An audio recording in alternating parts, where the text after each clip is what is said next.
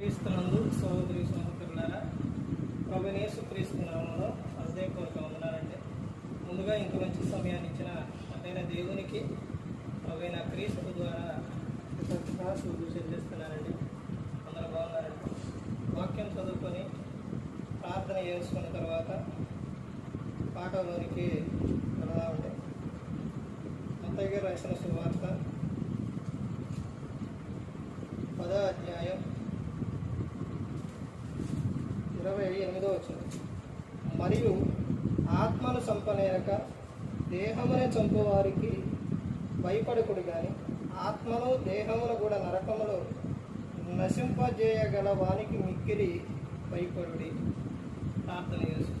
పరలోకమందున్న మా తండ్రి, పరిశుద్ధ ప్రేమ గల తండ్రి, గొప్ప తండ్రి, మీ ప్రియ కుమారుడు యేసుక్రీస్తు ప్రభువారి ద్వారా కృతజ్ఞతాస్తుతులు చెల్లిస్తున్నాము నాయన. ఈ కూడికంతట్లో మీరే నడిపించండి నాయన. వాక్యం బోధించుండగా ఈ లోక సంబంధమైన జ్ఞానంతో కాకుండా మీ జ్ఞానంతో మాట్లాడే భాగ్యం దయచేస్తారని మా ప్రభువైన యేసుక్రీస్తు నామములో వేడుకుంటున్నాం తండ్రి. ఆమేన్. ప్రభువైన యేసుక్రీస్తు నామములో హృదయపూర్వక వందనాలండి.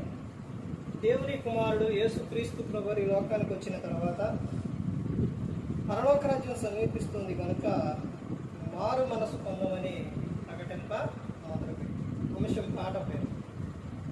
నీవు దేవునికి భయపడితే, నీవు దేవునికి భయపడితే, నువ్వు దేవునికి భయపడుతున్నావా? ఇలా రాసుకోండి. నీవు దేవునికి భయపడుతున్నావా? నువ్వు దేవునికి భయపడితే ఎలా ఉంటావు?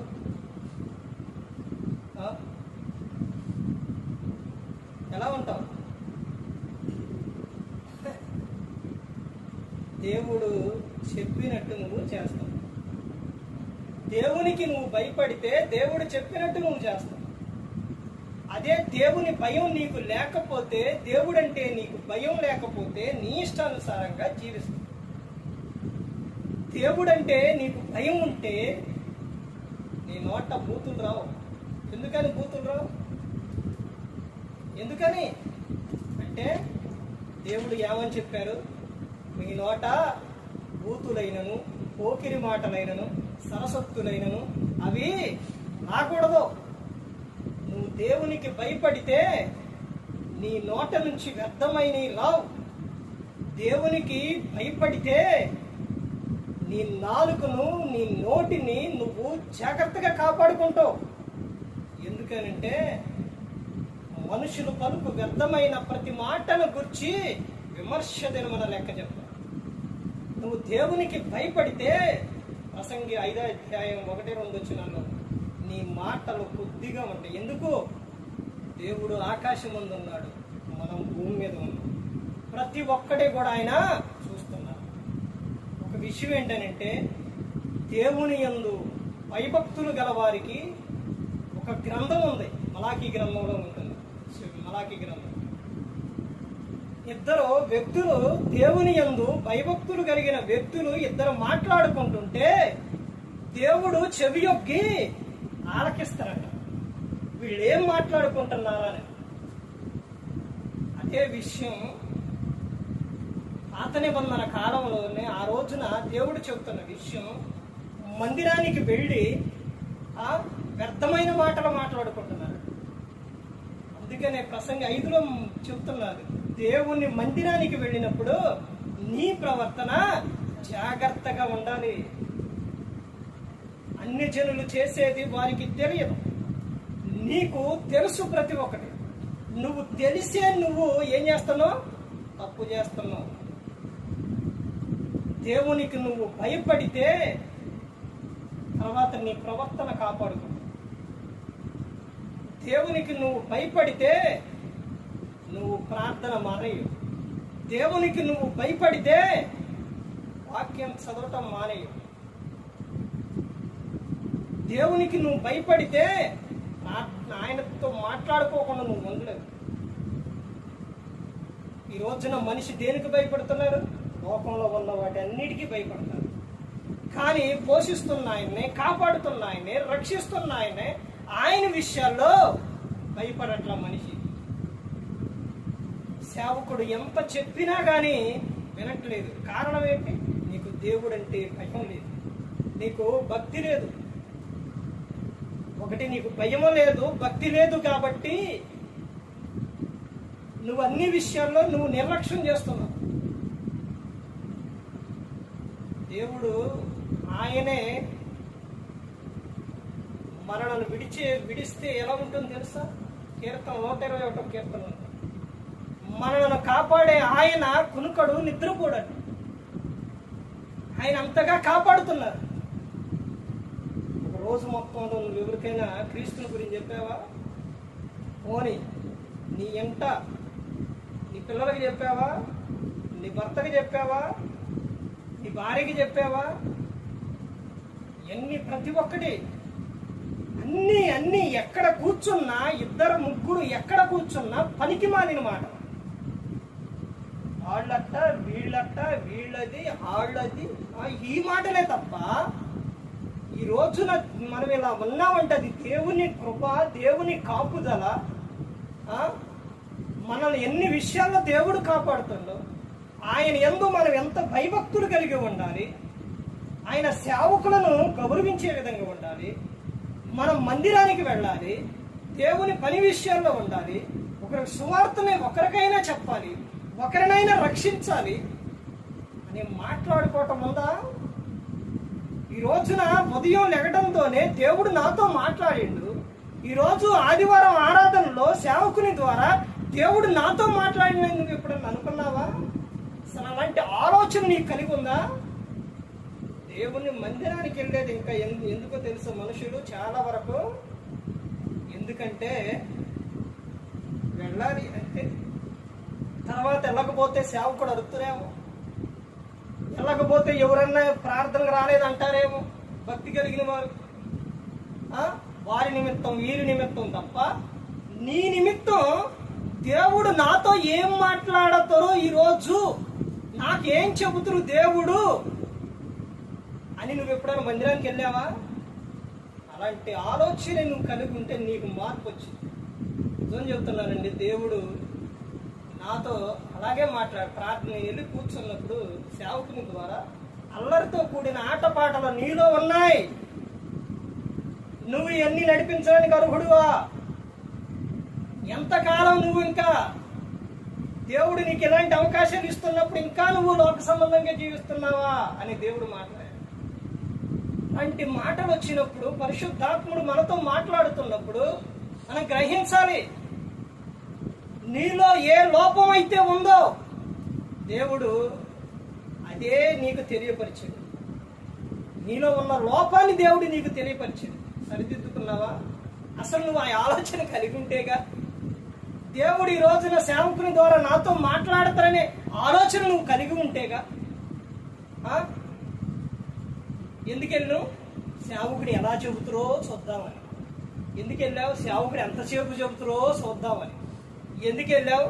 ఆహా, అందరూ కలిసి ఉంటే ఆహా ఎంత బాగుందో, ఏడా పైన సీలింగు, కింద ఏసీ, కుర్చీలు, ఆహాహా ఎంత బాగుందో, హాయిగా నిద్రపోవచ్చు, హాయిగా ప్రార్థన అయిపోయిన తర్వాత వాళ్ళతో వీళ్ళతో ముచ్చలు పెట్టుకోవచ్చు. ఇందుకే మందిరానికి వెళ్ళేది. అవునండి, దేవుడు నాతోనే అనుకున్న వ్యక్తిలో భయం ఉంటుంది, ఆలకిస్తారు. తర్వాత వాక్యం విని, అవును కదా, నాలో ఇన్ని తప్పులున్నాయా, ఇన్ని లోపాలు ఉన్నాయా, నేను ఇంకా పరిశుద్ధంగా జీవిస్తున్నా కానీ ఏంటి లోపం? ఏంటి నేను భర్త పట్ల గౌరవం, భర్త పట్ల భయం కలిగి లేనా? భార్య పట్ల ప్రేమ కలిగి లేనా? కుటుంబ బాధ్యత అనేది నాకు లేదా? నా పిల్లల్ని సరిగా చూసుకోవట్లేదా? నేను ప్రార్థన చేయట్లేదా? వాక్యం చదవట్లేదా? ఇవన్నీ మొత్తం ఇన్ని ఉండి నాలో. అబ్బా, దేవుడు నాతో మాట్లాడి నాకు జ్ఞానం కలిగింది, నాకు తెలిసింది. నేను ఈ రోజు నుంచి నేను దేవుడు చెప్పినట్టే నేను చేస్తానని నువ్వు ఎప్పుడైనా అనుకున్నావా? ఎప్పుడూ అనుకో. అయ్యగారు సేవకుడు అక్కడ చెప్పింది అక్కడే మనం వదిలేస్తాం. బయటకు వచ్చిన తర్వాత అడుగుండి ఏం చెప్పారని. ఏం చెప్పరు. ఎందుకనంటే నీ ఆలోచన అడుగుంటేగా. సేవకుడు చెప్పిన విషయాన్ని నువ్వు ఎప్పుడన్నా పరిశోధించావా? క్రైస్తవులు 3 విషయాలు గుర్తుపెట్టుకోవాలి. ఒకటి, వాక్యాన్ని చదవాలి. ప్రకటన గ్రంథం 1వ అధ్యాయం 3వ వచనం. రెండోది, వాక్యాన్ని ధ్యానించాలి. కీర్తన గ్రంథం 1వ అధ్యాయం 2వ వచనం. యెహోవా ధర్మశాస్త్రమునందు ఆనందించుతూ దివారాత్రం దాన్ని ధ్యానించువాడు ధన్యుడు. తర్వాత వాక్యాన్ని పరిశోధించాలి. అపోస్తుల కార్యాలు 17వ అధ్యాయం 10-11 వచనాలు. పౌలు సేన చెప్పిన సంగతులు అలా ఉన్నాయో లేవో ప్రతిదినం క్రియ సంఘం పరిశోధిస్తూ వచ్చింది. ఎప్పుడన్నా నువ్వు పరిశోధించావా?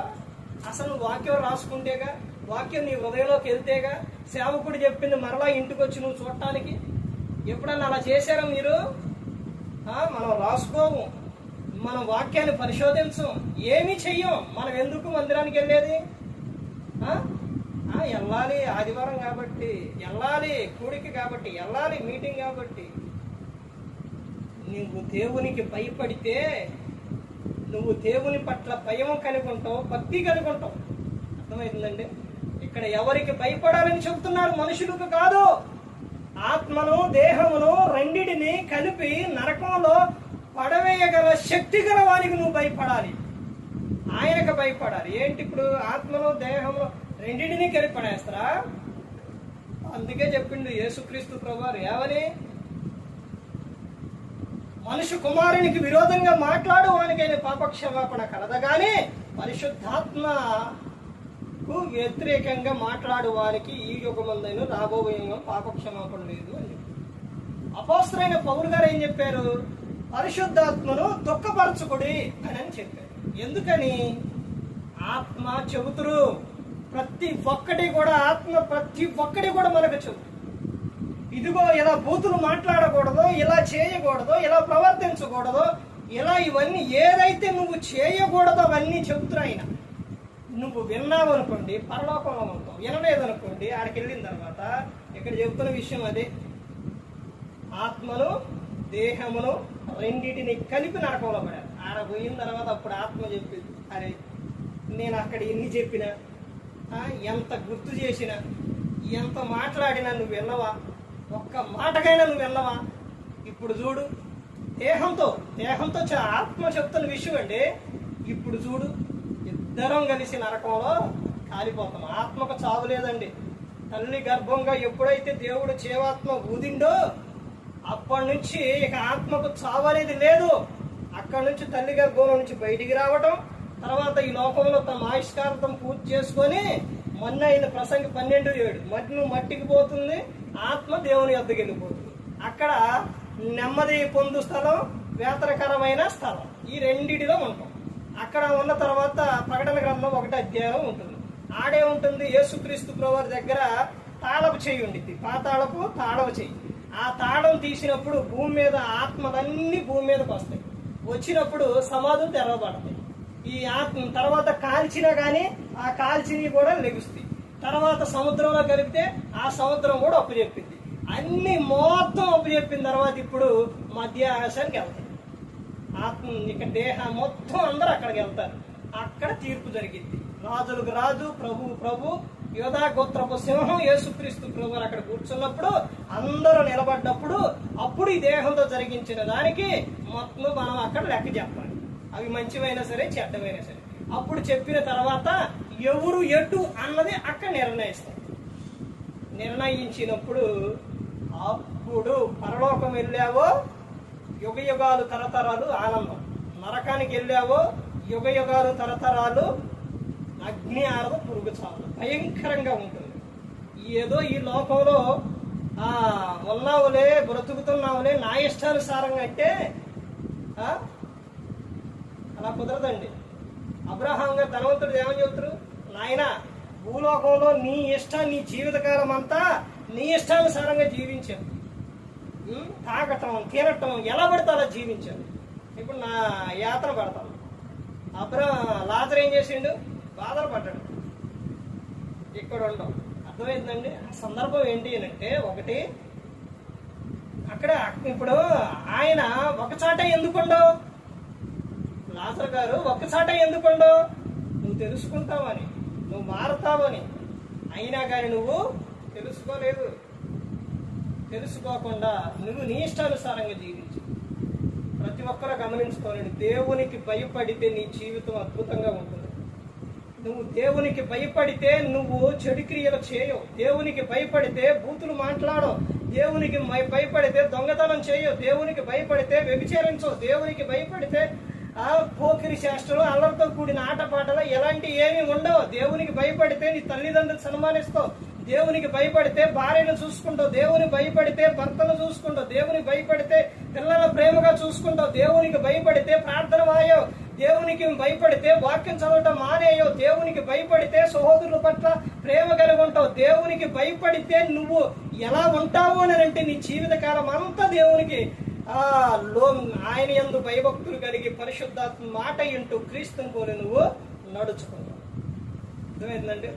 ఏ ఒక్కరు కూడా నశించి నరకానికి వెళ్ళిపోకూడదని యేసు క్రీస్తు ప్రభువు ఈ లోకానికి వచ్చి మనందరి కోసం సిలువలో తన ప్రాణాన్ని పెట్టి మరి ఈ విధంగా నిలబెట్టి మాట్లాడించిన తండ్రి దేవునికి కృతజ్ఞతాస్తుతులు చెల్లిస్తూ ఇంతవరకు శ్రద్ధగా ఉన్న మీకు ప్రభు పేట నా హృదయపూర్వక వందనాలు చెల్లిస్తూ ఈ మాటలు అందరికీ